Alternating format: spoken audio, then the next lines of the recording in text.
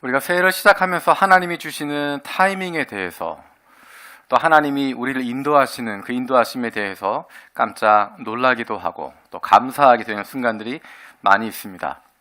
작년에 올해의 주제에 대해서 기도하면서 말씀과 기도로 거룩하여 지니라 라는 주제 아래 기도에 중점을 둬야 되겠다, 우리가 기도하는 것을 하나님이 원하신다라는 마음을 갖게 되었습니다. 그 이후로 계속해서 기도에 대한 말씀들을 얻게 되었고, 또 기도에 대해서 기도가 필요하다는 것을 깨닫게 해주시고, 또 다른 분들을 통하여서도 우리에게 필요한 것, 이 시대에 필요한 것, 기도라고 하는 것, 우리도 기도하겠다고 하는 이야기들을 계속 듣게 되었습니다. 온통 기도라고 하는 이야기만 계속 듣게 되었습니다. 그런 과정을 통해서 하나님이 원하시는 것, 하나님이 우리에게 바라시는 것, 저에게 원하시는 것, 그것이 바로 기도하는 것이구나. 말씀에 기초한, 말씀을 붙잡고 하는, 말씀에 따른 기도를 하는 것이구나 하는 것들을 다시 한번 확신하게 되었습니다. 여러분, 올 한 해 동안 말씀에 기초한 기도 열심히 배우고 실천하실 각오가 되어 있으시죠? 네, 고맙습니다. 주일의 설교를 진행하면서 당분간은 주제 설교가 아니라 책 한 권을 가지고, 요한복음을 가지고 같이 나누겠다 이야기를 했습니다. 작년 10월부터 시작해서 구절 살펴보고 있습니다. 책 전체의 흐름을 파악하고 전체가 이야기하고자 하는 것들, 그 내용들이 이야기하는 내용들을 좀 더 깊이 있게 살펴볼 수 있는 그런 장점이 있는데, 반면에 약점도 있습니다. 그것은 무엇이냐면 책에 따라서는 다르기도 하지만 분량이 길다는 것입니다. 우리가 함께 살펴보고 있는 요한복음, 지난해 10월부터 시작했는데 오늘 4장 보고 있습니다. 이제 요한복음 끝날 때까지, 언제 끝날지 잘 모르겠습니다. 아마 내년 말까지 가야 끝나지 않을까. 또 중간에 길어지면 내후년까지 넘어갈 수도 있는 굉장히 긴 기간 동안 한 책을 다룬다고 하는 단점이 있고요. 또 한 가지는 그 주제를 임의로 결정할 수 없다는 것입니다. 말씀의 흐름이 있기 때문에 그곳에서 이야기하고자 하는 메시지가 있고 방향이 있고 주제가 있기 때문에 설교자가 임의로 주제를 결정하기가 어렵다는 것입니다. 억지로 주제를 이끌어갈 수가 없습니다. 그러다 보니까 설교를 준비하면서도 그 주일의 본문이, 그 가운데 있는 주제가 하나님이 우리에게 말씀하시고자 하는 바구나, 그런 믿음을 가지고 설교를 준비하게 될 수밖에 없습니다. 어쩌면 그런 것이 설교자가 의도하는 대로 한 가지 주제로 이끌어가는 것이 아니라 성경이 보여주고 있는 대로 한 구절 한 구절 우리에게 주시는 대로 그것들을 발견해 나아가는 것이 책 한 권을 살펴보는, 책 한 권을 계속 강의하면서 설교하는 장점일 수 있겠습니다. 우리가 우리 교회 10가지 키워드를 이야기하면서 우리 교회 사역의 기둥 2가지를 이야기한 적이 있습니다. 우리 교회 사역의 기둥은 2가지라고 이야기했습니다. 예배와 선교라고 이야기했습니다. 오늘 본문 말씀에서 이야기하고 있는 내용이 바로 예배에 대한 부분입니다. 우리가 다음 주에 다루고자 하는 본문에 나와 있는 내용이 바로 선교에 대한 이야기입니다. 하나님께서 우리에게 요한복음 말씀을 통하여서, 요한복음 4장의 말씀을 통하여서 우리에게 예배와 선교에 대해서 말씀하시고자 함을 깨달을 수 있습니다. 우리가 교회에서 가장 많이 언급하는 용어 가운데 한 가지가 예배라고 하는 것입니다. 모임마다 예배라고 하는 이름들이 붙어 있고, 하는 일마다 선교라고 하는 이름들이 붙어 있습니다. 모이면 예배, 흩어지면 선교라고 모든 이름이 붙어져 있는데, 정말로 예배하고 있는 건지, 정말로 선교하고 있는 것인지, 어쩌면 예배라고 하는 이름 붙는 것, 선교라고 하는 이름을 붙여놓는 것, 그것이 경건해 보이기도 하고 종교적으로 보이기도 하고, 교회에서 하는 모임이니 예배라고 부르자, 교회에서 하는 활동이니 선교라고 부르자, 그렇게 생각하고 있는지도 모르겠습니다. 예배란 어떤 것인지, 선교란 어떤 것인지 우리가 조금 더 고민하고 조금 더 깊이 있게 생각할 필요가 있습니다. 오늘 본문의 말씀은 예배의 중심이 무엇인지를 우리에게 분명하게 이야기해주고 있습니다. 사람들은 예배를 보면서 무엇을 중요하다고 생각할까요? 여러분들은 예배에 있어서 무엇이 중요하다고 생각하십니까? 오늘 본문에 보면 유대인들과 사마리아인들이 생각하는 예배에 있어서 중요하다고 하는 것, 그것을 이야기하고 있습니다. 그들이 이야기했던 예배에서 무엇이 중요한가, 무엇이 가장 우선순위가 되어야 하는가, 우리 20절 말씀 같이 읽도록 하겠습니다. 20절입니다. 같이 읽겠습니다. 시작. 조상들은 이 산에서 예배하였는데 당신들의 말은 예배할 곳이 예루살렘에 있다 하더이다. 우리 조상들은 이 산에서 예배하였는데 당신들의 말은 예배할 곳이 예루살렘에 있다. 우리 조상은 사마리아 사람을 이야기하는 것입니다. 사마리아 조상들은 이곳에서 그리심산에서 이곳에서 예배하는 것이다 라고 이야기했는데 당신들은 유대인들의 주장은 예배할 곳이 예루살렘에 있다라고 이야기한다는 것입니다. 유대인들과 사마리아인들에게 있어서 예배에서 가장 중요한 관심은 예배의 장소였습니다. 어느 곳에 성전을 만드는 것이 맞는 것이냐, 어느 곳에 성전을 만들고 거기서 예배하는 것이 중요한 것이냐, 그것에 대해서 이야기하고 있는 것입니다. 예배 장소, 성전을 짓는 위치가 왜 중요했을까? 사실은 이것은 하나님을 예배하기 위한 것보다 종교적인 정통성의 논쟁입니다. 어느 곳에 성전을 가지고 있느냐, 어느 곳에 성전을 만들고 있어야 종교적인 정통성을 이어갈 수 있느냐, 하나님을 섬긴다고 하는 그 종교적인 정통성을 가져갈 수 있느냐, 거기에 관심을 두고 있었던 것입니다. 우리가 잘 아는 것처럼 예루살렘 성전이라고 이야기하는데 사마리아 사람들이 그리심산에 성전을 만들었던 이유, 그리심산에서 예배할 수 있다, 하나님을 예배할 수 있다고 하는 근거가 뭘까? 그들은 나름대로의 근거를 가지고 있습니다. 우리 성경 한번 찾아보겠습니다. 신명기 11장입니다. 신명기 11장 26절에서 29절입니다. 신명기 11장 26절에서 29절입니다. 우리 한 목소리 같이 읽겠습니다. 시작. 내가 오늘 복과 저주를 너희 앞에 두나니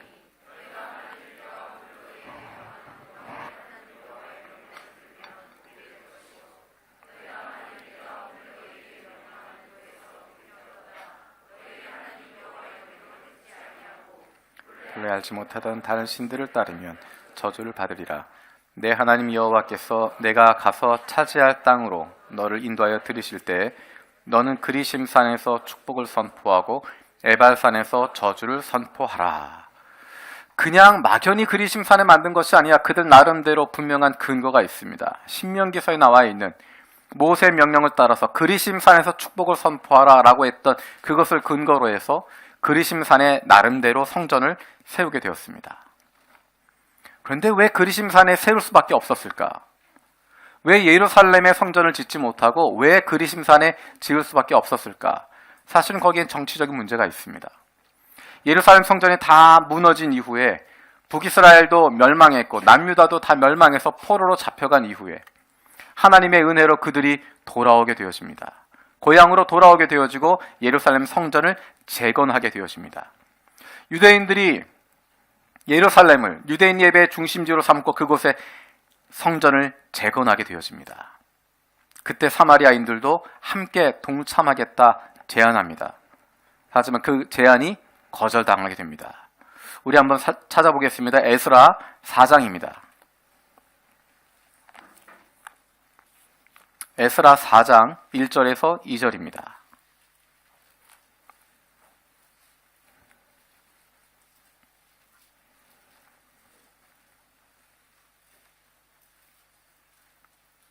에스라 4장 1절에서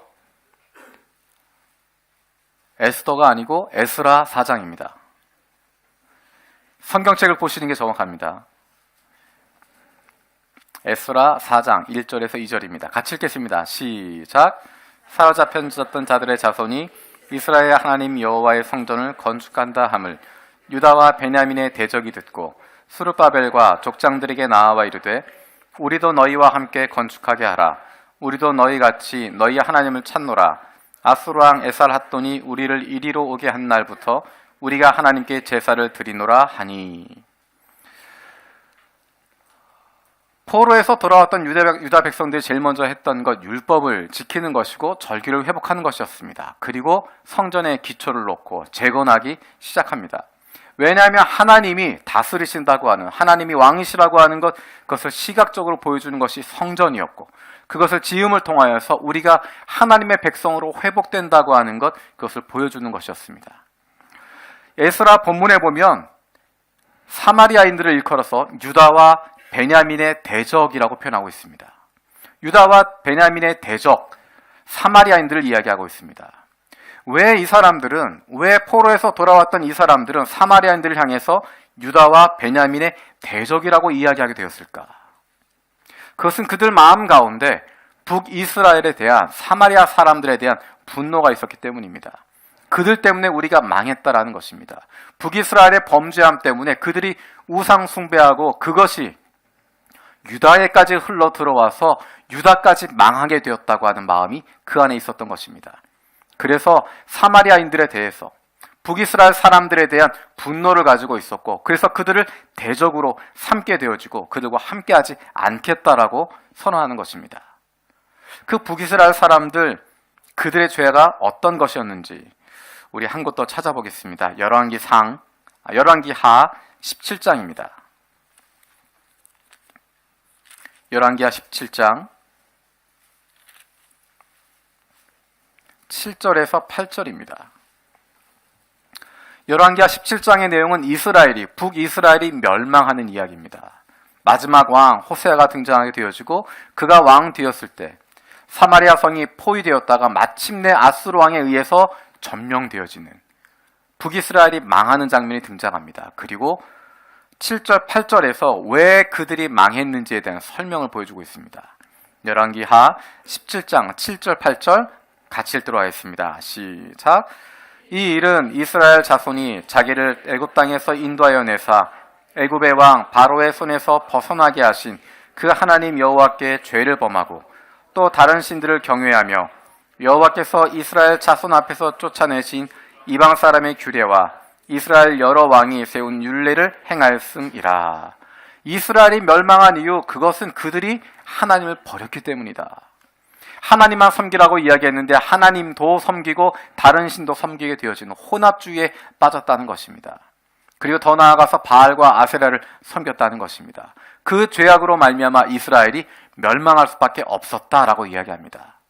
만약 여기에서 멈췄다고 한다면 포로에서 돌아왔던 유다 백성들이 그들을 대적으로 삼게 되어지고 그들에 대해서 분노할 이유가 많지 않습니다. 하지만 그 뒷페이지에 넘어가면 19절, 20절 말씀 한번 읽어보겠습니다. 열왕기하 17장 19절, 20절 같이 읽겠습니다. 시작. 유다도 그들의 하나님 여호와의 명령을 지키지 아니하고 이스라엘 사람들이 만든 관습을 행하였으므로 여호와께서 이스라엘의 온 족을 버리사 괴롭게 하시며 노략군의 손에 넘기시고 마침내 그의 앞에서 쫓아내시니라. 이스라엘이 범했던 그 죄, 그것을 유다가 따라갔다는 것입니다. 그로 말미암아서 20절에선 이스라엘의 온 족속을 버리사, 북이스라엘뿐만 아니라 사마리아 지역뿐만 아니라 유다와 베냐민까지 모든 이스라엘의 온 족속이 망할 수밖에 없었다라는 것입니다. 그들이 망하게 되어지고 포로로 잡혀가게 되었다는 것입니다. 그래서 유대인들 마음속에는 저 북쪽에 있는 사람들, 북이스라엘 사람들, 사마리아 사람들, 저 사람들과 상종할 수 없다라고 생각이 되어집니다. 게다가 지금 그 사마리아 사람들은 아수르 왕 정복 이후에 다른 지방에서 다른 이민족들이 자기들의 신을 가지고 왔기 때문에 혼합주의 신앙을 가지고 있는 사람이라고 판단하기 때문에 그들과 가까이 할 수 없다라고 생각합니다. 그래서 그들이 예루살렘 성전 짓는 것 못하도록 만들었습니다. 그래서 어쩔 수 없이 사마리아 사람들은 하나님을 섬기겠다는 믿음을 가지고 그리심산에 나름대로의 성전을 만들게 되었습니다. 성경에서 이야기하고 있는 사실 올바른 성전의 위치는 예루살렘이 맞습니다. 왜냐하면 하나님이 예루살렘을 선택하셨고 다윗을 선택하셔서 하나님의 백성들을 다스리도록 하셨기 때문입니다. 하지만 유대인들이나 사마리아인들이나 정말 하나님이 원하시는 것이 무엇인지에 관심을 두는 것보다는 우리가 그 종교적인 정통성을 가지고 있다고 하는 것, 그것을 주장하는 것이 먼저가 되었고, 그래서 종국에는 예배 장소가 어디냐라고 하는 것, 어느 성전이 진짜냐라고 하는 그 논쟁 가운데 빠지게 되는 것입니다. 그 질문을 이 여인이 예수님에게 던지고 있습니다. 사마리아인들의 생각은 이러한데 유대인인 당신의 생각은 어떠십니까? 라고 물어보고 있습니다. 예수님 뭐라고 대답하실까요? 우리 21절 말씀 같이 보겠습니다. 요한복음 4장 21절입니다. 요한복음 4장 21절 말씀 같이 읽겠습니다. 시작. 예수께서 이르시되 여자여 내 말을 믿으라. 이 산에서도 말고 예루살렘에서도 말고 너희가 아버지께 예배할 때가 이르리라. 유대인이나 사마리안이나 모두 하나님을 예배하는 올바른 방식은 특정한 장소에 있다고 믿었습니다. 그리심산에서 하는 것, 예루살렘에서 하는 것, 어떤 것, 자기네들 생각하는 그 장소가 옳은 곳이라고 이야기했는데 예수님은 전혀 다른 새로운 영역을 이야기하고 있습니다. 그리심산도 아니고 예루살렘도 아니고 하나님의 성령 안에서 예배하는 것이라고 말씀하십니다. 예수님의 이 대화가 있은 지 얼마 되지 않아서 몇 년 지나지 않아서 예루살렘 성전 파괴되었습니다. 그리고 그리심산에 있었던 그 성전도 파괴되었습니다. 그리심산에 있던 성전도 파괴되어 버리고 예루살렘에 있던 성전도 파괴되어 버렸는데 어디에서 그분을 예배할 수 있을까? 예수님은 장소가 중요한 것이 아니라고 이야기하십니다. 장소가 중요한 것이 아니라 누구에게 예배하고 있는가? 어떻게 예배하고 있는가? 누구에게 예배하고 있는가? 예배의 중심이 누구인가를 이야기하고 있습니다. 예루살렘에 성전을 지었지만 하나님이 왕이라고 하는 건 하나님 다스린다고 하는 의미로 하나님의 임재를 상징하는 성전을 지었지만 실상 그 성전에서 이루어진 일이 어떤 일이었습니까? 에스겔서에 보게 되어지면 그 성전 안에서 이루어졌던 수많은 더러운 죄악들, 겉으로 하나님께 예배한다고 이야기하지만 제사한다고 이야기하지만 종교적이라고 이야기하지만 실상은 더러웠던 추악했던 그들의 모습을 보여주고 있습니다. 그 성전 무너진 뒤에 다시 포로에서 돌아온 유다 백성들이 성전을 다시 지었습니다. 하나님이 다스리십니다. 하나님이 임재하십니다. 그 상징으로 다시 성전을 지었는데 그것도 얼마 지나지 않아서 그 성전은 단순한 종교의 중심지가 되어버렸고 명분만 남아있고 종교적인 외식만 남아있는 모습이 되어져 버렸습니다. 하나님의 임재가 없고 그저 절기가 되어지면 성전에 왔다 갔다 하는 것으로, 때가 되면 성전에 제물 바치는 것으로, 제사 드리는 것으로 모든 것을 다 끝내버릴 수 있다고 생각하는, 하나님의 임재와 전혀 관계없는 종교적인 기쁨을 누리게 되어지고 종교적인 만족을 갖게 되어지고 내가 이만큼 잘했다고 생각하고 내가 이만큼 헌신되었다고 생각하고 내가 이만큼 열심히 섬긴다라고 하는 그런 종교적인 만족에만 빠져서 그 안에 어떠한 변화도 일어나지 않았던 것입니다. 하나님이 임재하시면, 하나님이 함께 하시면 변화가 일어나야 할 텐데 그들의 삶은 달라지지 않았습니다. 하나님 그냥 성전 안에만 계신 분으로 생각하고 그저 제물 받기만 좋아하시고 제사 받기만 좋아하는 분으로 생각하고 그들의 삶 속에선 전혀 하나님의 영향을 받지 않는, 성전은 있지만 껍데기만 남아있고 종교적인 외식만 남아있는, 하나님의 임재가 없는, 사람들의 욕망의 소굴이 되어버려 있는, 종교적인 만족만 주고 있는 제사장도, 레위인들도, 그 성전에 왔다 갔다 하는 사람들도 모두가 다 하나님 관계없이 살아가고 있는 그런 모습을 보시면서 우리가 잘 아는 것처럼 예수님의 공생의 첫 번째 사역이 그 성전을 뒤어 엎으시는 것이었습니다.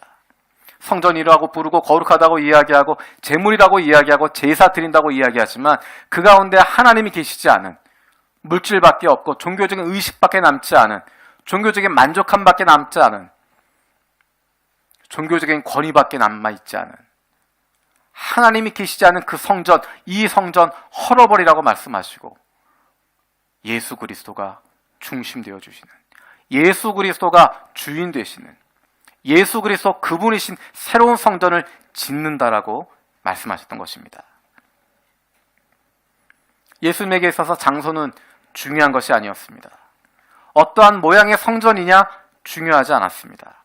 예배의 대상이 누구인지를 올바르게 아는 것이 중요하다라고 말씀하십니다. 우리 24절 말씀 같이 읽겠습니다. 24절입니다. 시작.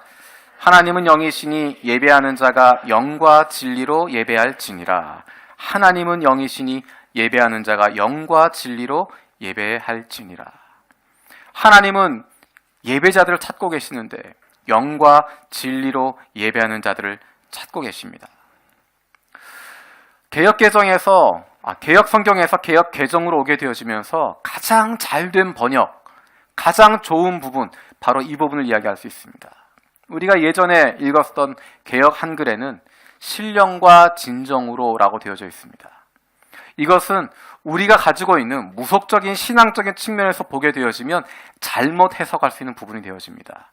의미는 영과 진리로 예배하는 것인데 그것을 마치 우리가 가지고 있는 무속적 배경에서, 샤머니즘적 배경에서 볼 때는 신령과 진정이라고 하는 것, 이것을 전혀 다른 의미로 오해할 수 있기 때문에 영과 진리라고 하는 단어로 수정하게 되어진 것이 얼마나 소중한지 모릅니다.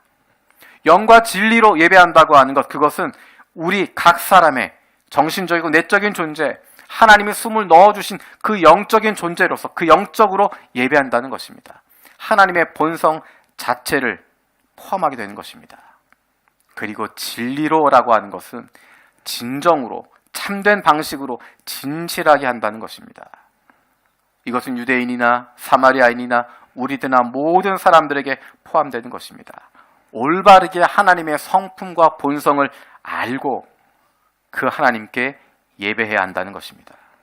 우리는 진리이신 그분, 그 하나님께 예배하기 전에 진리로 예배하는 것입니다. 진리로 그분을 깨달아가는 것입니다. 우리는 신령으로 예배한다고 생각하면서 무엇인가 열심히 차리는 것을 생각하게 되어집니다. 무엇인가 신비한 능력이 나타나는 것, 신비한 현상이 나타나는 것, 그것이 예배다, 그것이 좋은 예배다라고 착각하게 되어집니다. 그렇지 않습니다. 영으로 예배한다고 하는 것은 단순한 지식으로 하는 것이 아니라 하나님을 깊이 만난다고 하는 의미고 하나님의 임재 가운데 들어간다는 것이지, 그것이 신령한 어떤 능력이 나타나거나 신비한 능력이 나타나거나 종교적인 무슨 현상이 나타나는 것, 그것을 말하는 것이 아닙니다.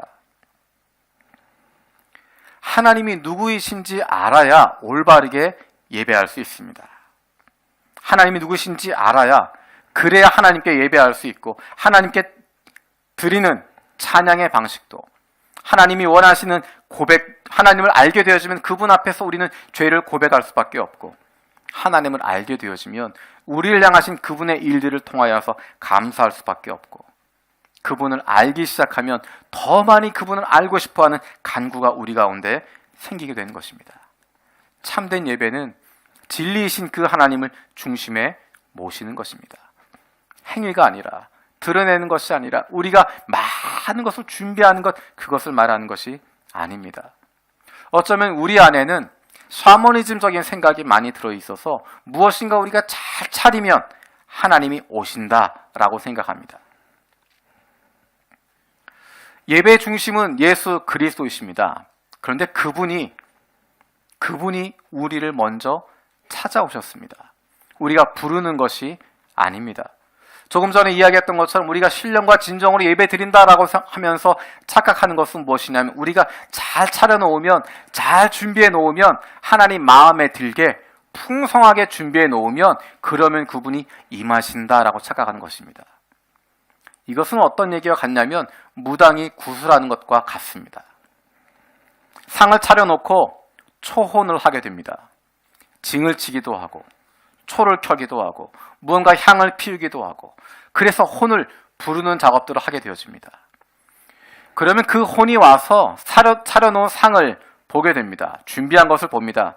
내 마음에 들게 준비했는지, 정성으로 준비했는지, 다른 표현으로 이야기하면 비싸게 준비했는지, 그 귀신이 보고 마음에 들면 임하는 것이고 마음에 들지 않으면 떠난다라고 이야기하는 것입니다. 그래서 무당들이 비싼 상을 차려야 된다고 이야기하고 1,000만 원짜리, 2,000만 원짜리 상을 차려서 귀신이 오도록 해야 된다고 이야기하는 것입니다. 어쩌면 우리 안에 그런 마음이 있는지 모르겠습니다. 우리가 잘 준비하면, 잘 차려놓으면 하나님이 오셔서 하나님이 임하시고, 만약에 우리가 준비되어져 있지 않으면, 우리가 잘 준비하지 않으면, 정성껏 마련하지 않으면 하나님의 마음에 안 들어서 안 오신다. 그것은 하나님을 귀신처럼 생각하는 것입니다. 저와 여러분들은 이미 더러운 존재들입니다.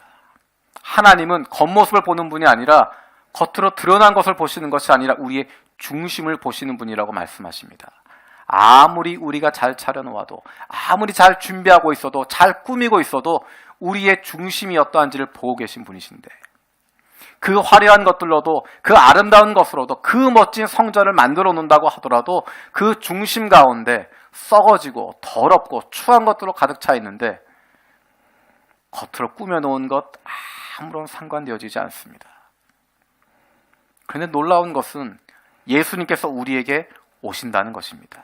우리의 능력이나 정성으로 모시는 것이 아니라 그분이 우리에게 오셨다는 것입니다. 사마리아 여인을 향해서 오셨다는 것이고 저와 여러분을 향해서 오셨다는 것입니다. 그리고 우리 가운데 거하신다 말씀하십니다. 하나님께서 우리 가운데 오실 때 그것은 우리가 깨끗해서 오시는 것 아니었습니다. 우리가 하나님 알지도 못할 때, 우리가 죄인 되었을 때, 하나님 거역하고 있을 때, 여전히 하나님과 대적하고 있는 원수가 되어 있었을 때, 우리 중심 가운데 선한 것 하나도 없었는데, 그럼에도 불구하고 하나님께서 우리에게 오신 것입니다. 이 사마리아 여인, 그 안에 주님을 환영하는 마음도 없고, 그 안에 더러움이 가득하고 아픔이 가득하고 그 안에 좌절로 가득 차 있었는데 그를 향해서 주님이 오셨다는 것입니다. 하나님이 우리에게 오시는 것, 우리의 예배 가운데 임재하시는 것, 우리가 잘 준비해서가 아니라, 우리가 좋은 것 만들어서가 아니라, 좋은 성전 만들어서가 아니라 하나님이 우리를 불쌍히 여기시기 때문에, 하나님이 우리를 불쌍히 여기시기 때문에 그래서 우리 가운데 오시는 것입니다. 우리의 모습을 보시는 것이 아니라 예수 그리스도의 보혈로 말미암아, 예수 그리스도의 십자가로 말미암아 예수 그리스도 그분을 보시고 우리 가운데 임하시겠다고, 우리 가운데 오시겠다고 말씀하십니다. 그래서 우리의 날마다의 삶이 예배가 되는 것입니다. 그래서 우리가 바로 예배자로 살아갈 수 있게 되어지는 것입니다. 그래서 날마다 우리가 예수 그리스도로 말미암은 기쁨을 누리면서 살아가게 되는 것입니다. 그것이 바로 일상의 그리스도인이고, 그것이 바로 좋은 그리스도인의 삶의 모습이고, 그것이 바로 예수 잘 믿고 있는 모습입니다. 25절에 보면 재미있는 표현이 등장하고 있습니다. 우리 25절 말씀 같이 읽어보겠습니다. 시작.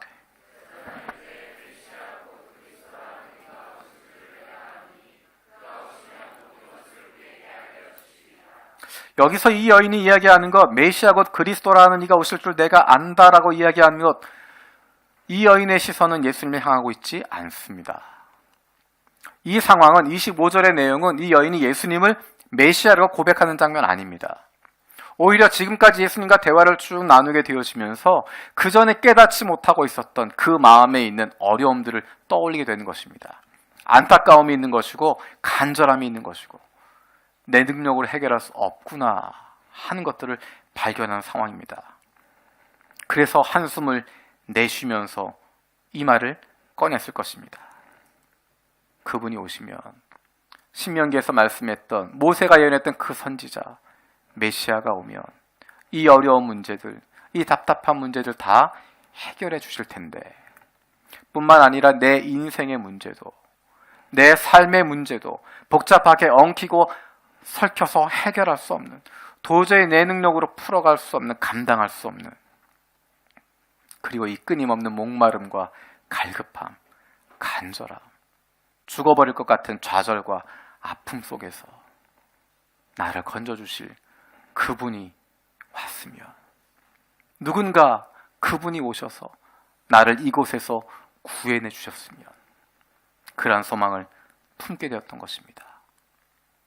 자신의 모습을 돌아보면서 그래서 나에겐 메시아가 필요하다고, 성경에서 이야기하는 다른 편으로 이야기하면 내가 죄인이라고, 나에겐 소망이 없다고, 나에겐 빛이 없다고, 나에겐 가능성이 없다고, 내 능력으로는 이 목마름과 갈급함, 간절함 해결할 수 없다고, 내 인생의 문제 나는 풀어갈 수 없는 존재라고, 나는 죄인이라고 고백하는 것입니다. 그 순간에 예수님이 말씀하십니다. 우리 26절 같이 읽어보겠습니다. 26절입니다. 시작.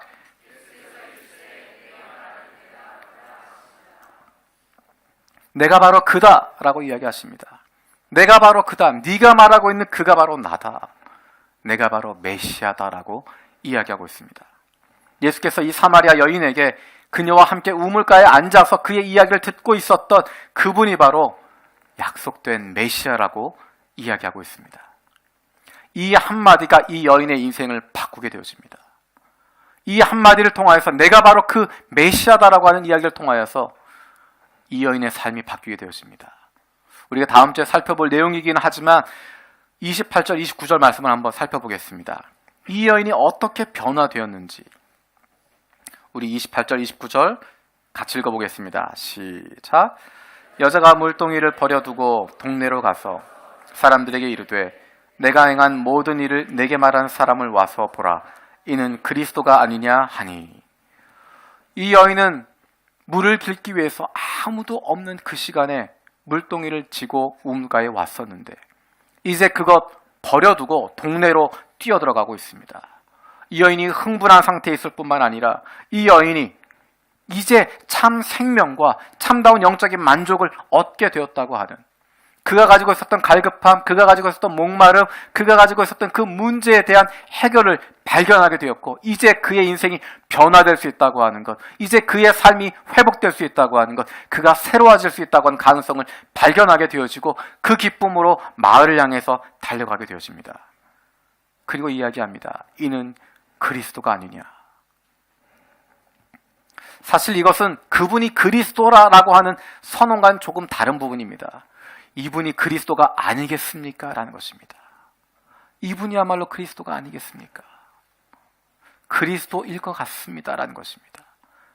차마 내 과거를 들고 이야기하면 차마 내가 그렇게 선포할 수는 없겠지만 나는 이분이 그리스도라고 믿습니다. 나는 이분이 그리스도라고 믿고 나는 이분이 메시아라고 믿습니다. 그래서 당신들에게 나는 그분을 전합니다라고 이야기하는 것입니다. 그래서 어떤 일이 일어나는가? 자세한 내용은 다음 주 이 시간에.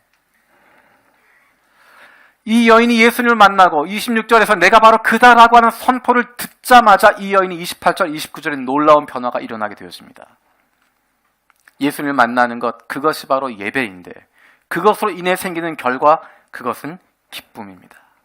예배의 결과는 기쁨입니다. 예배의 결과는 회복입니다. 예배의 결과는 자유입니다. 예수님 만나는 기쁨이 우리 가운데 있게 되어집니다. 그럼 그것이 우리의 삶의 우선순위를 뒤바꿔 놓습니다. 더 이상 나를 사로잡고 있는 것이 없어지게 됩니다. 더 이상 무엇인가에 소유되어진, 노예되어진 삶을 벗어나게 되어집니다. 우리가 하나님의 자녀로서의 신분이 회복되기 때문에 하나님의 자녀로서의 기쁨이 회복되게 되는 것입니다. 상황은 달라지지 않았지만, 상황은 변화된 것 같지 않지만 우리에겐 안으로부터 솟아나오는 기쁨이 넘치게 되어지는 것입니다. 예배 결과는 하나님을 만나는 것이고 예수를 만나는 것이고 그래서 자유로워지는 것입니다. 예수를 만나고 나면 나의 과거로부터 자유로워집니다. 더 이상 나의 어두웠던 시간들, 힘들었던 시간들, 잊고 싶었던 과거가 나를 붙잡지 못합니다. 더 이상 그 그림자가 나를 어둡게 만들지 못합니다. 왜냐하면 예수 그리스도와 함께하고 있는 지금 이 시간의 기쁨 때문에 과거의 아픔도, 과거의 어두움도, 힘듦도 이제는 예수 그리스도 안에서 새로운 의미를 갖고 새롭게 해석할 수 있기 때문입니다. 예수 그리스도를 만나고 나면 그분과의 기쁨을 통하여서 우리는 현재로부터도 자유로워지게 됩니다. 나의 현재는 나의 과거의 삶의 연속이라고 생각하고 그 전에 나에게 이런 어려움들이 있었기 때문에 나는 어쩔 수 없다라고 생각하는, 나는 달라지지 못한다고 생각하는, 내가 이 자리에 있을 수밖에 없는 것 아픔이라고 생각하는 그것이 사라지게 되어지고 예수 그리스도와 함께하기 때문에, 그분이 나와 동행하시기 때문에 내가 어떤 곳에 있든지 어느 상황에 있든지 누구와 있든지 상관없이 예수 그리스도로 말미암은 기쁨을 누리게 되어지고 더 이상 나의 현실에 붙잡히지 않게 되어지는 것입니다. 예수 그리스도와 함께하면, 그분을 만나고 나면 나의 미래가 자유로워집니다. 죄의 노예가 되어져 있었고 운명에 붙잡혀 있다고 생각했고 환경에 사로잡혀 있었는데 이제 예수 그리스도와 내가 함께하기 때문에 그 하루하루가 연결되어지는 나의 미래가 달라질 수밖에 없고, 심판이 아니라 생명으로, 죽음이 아니라 예수 그리스도와 함께하는, 하나님과 동행하는 영원한 기쁨 가운데 들어간다고 하는, 어쩌면 사람들이 보기에 부족할 수도 있지만, 모자랄 수 있지만, 어쩌면 여전히 나에게 아픔이 있을 수 있고, 여전히 내가 생각하는 것 잘 풀리지 않을 수도 있겠지만, 더 이상 나의 미래 그것들 문제가 되지 않는, 내가 가지고 있는 것, 소유하고 있는 것, 나의 상태 그것과 관계없이 어제도 오늘도 앞으로도 영원히 동일하실 그 하나님이 나와 함께 하신다고 하는 것 통하여서 우리는 미래의 불안으로부터, 미래의 공포로부터 자유로울 수 있습니다. 지난주 본문과 오늘 그리고 다음 주에 있을 본문에서 재밌게 나타나는 것이 이 여인의 변화되는 모습입니다. 여러분도 발견하셨겠지만 예수님에 대한 호칭이 조금씩 달라지고 있습니다. 호칭만 달라진 것뿐만 아니라 그분에 대한 태도도 달라지고 있습니다. 그리고 마침내 자신의 인생에 대한 관점도 달라지게 됩니다. 처음 예수님과 대화를 시작할 때 9절에서 예수님을 향하여서 그는 당신이라고 이야기합니다. 조금 더 이야기를 하고 11절에 주여라고 이야기합니다. 그런데 이 주여라고 하는 것은 정말 주님으로 인정하는 주여 그런 뜻이 아니라 선생님이라고 하는 뜻입니다. 당신이라고 부르긴 좀 어려운 상대일 때 선생님이라고 부르는, 상대방을 존칭하거나 높인다는 의미라기보다는 다른 표현이 없어서 부르는 것으로 부르게 됩니다. 예수님을 향해서 당신이라고 불렀다가 선생님이라고 불렀다가 19절에 가서 용한 점쟁이처럼 예언자 같은 사람이군요, 선지자 같은 사람이군요, 그렇게 이야기하다가 29절에서는 우리가 조금 전 읽었던 것처럼 이분이 그리스도가 아니겠냐, 나는 이분을 그리스도라고 믿는다라고 고백하고 있습니다. 이러한 극적인 변화의 중심이 누구였을까요? 이 여인의 호칭이 달라지도록 만들고, 이 여인의 태도가 달라지도록 만들어주시고, 이 여인이 예수님을 만날 수 있도록 해주셨던 분, 이 변화를 주도하고 계신 분, 그분이 바로 주님이셨습니다.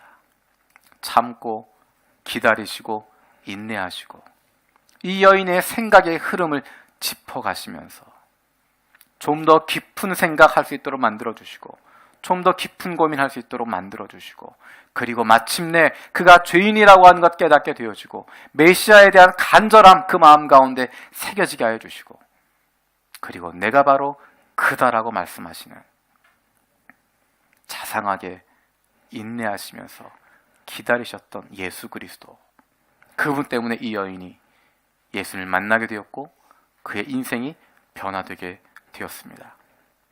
메시아를 기다리고 있었던, 그리스도를 기다리고 있었던 그 여인에게 내가 바로 그다, 내가 바로 메시아다, 내가 바로 네가 기다리고 있었던 바로 그 메시아다라고 말씀하시는 예수님,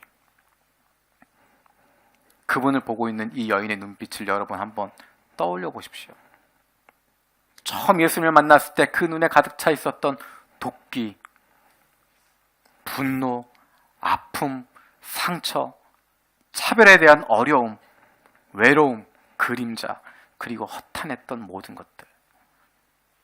근데 그 모든 것이 일순간에 사라져버리게 되어지고, 그 여인의 눈에 이토록 비참하고 비천하고 초라한 나를 찾아오신 메시아의 모습이 가득 차게 되어집니다. 그 여인의 눈동자에 가득 찰 뿐만 아니라 그의 인생 속에 가득 차게 되어집니다. 그로 말미암아 그의 인생이 변화되어집니다. 예배를 통하여 예수 그리스도를 만나게 되는 것이고, 우리의 삶 속에서 예배를 통하여 그분을 경험하게 되는 것이고, 그로 말미암아 사마리아 여인에게 나타났던 그 변화가 저와 여러분 가운데도 나타나게 되어지고 원합니다.